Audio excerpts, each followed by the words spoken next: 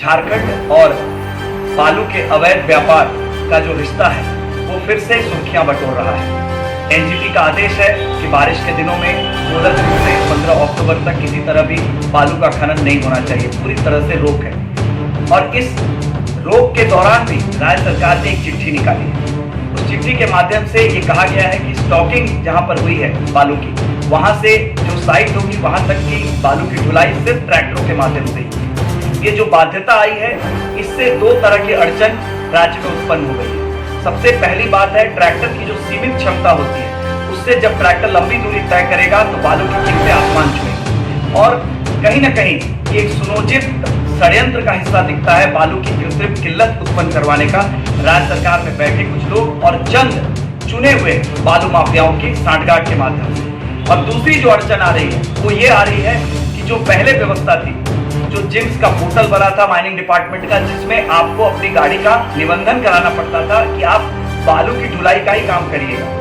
और अब जो हो रहा है, जो ट्रैक्टर इस्तेमाल हो रहे हैं अभी बालू की ढुलाई के लिए, उसमें से कई ट्रैक्टर ऐसे हैं जिनका निबंधन कृषि कार्य के लिए हुआ है, लेकिन उससे बालू के उठाव और ढुलाई का काम हो रहा है, जो पूरी तरह से गैर कानूनी। और इसमें सरकारी संरक्षण से ये धंधा फल फूल रहा है। इसलिए जब बालू की कीमतें आसमान छुएंगी तो जो जरूरतमंद लोग हैं, जिन्हें विकास कार्यों के लिए बालू की आवश्यकता है, उनके लिए मुश्किलें बढ़ेंगी। और इसको लेकर सरकार बिल्कुल गंभीर नहीं दिख रही है। हमारे जो हाईवे एसोसिएशन के लोग हैं, जो अन्य बड़ी गाड़ियां जिसका निबंधन किया हुआ है जिम्स पोर्टल पर, वो लोग आज आंदोलन करते हैं, लेकिन उनकी सुनने वाला कोई नहीं। लॉकडाउन के कारण जो एनजीटी के रोक लगने के पहले का भी समय था, उसमें स्टॉकिंग सही तरीके से नहीं हो पाई। इसलिए सरकार और बैठे पदाधिकारी ये भी आकलन नहीं लगा पा रहे हैं कि राज्य में पर्याप्त मात्रा में बालू उपलब्ध है कि नहीं। ऐसे संकट में माननीय मुख्यमंत्री को इसका अविलंब संज्ञान लेना चाहिए। और जो पुरानी व्यवस्था थी कि सिर्फ बड़े घाटों पर जेएसएमडीसी के ऑक्शन के माध्यम से जेएसएमडीसी चुनती थी माइनिंग डेवलपमेंट ऑपरेटर,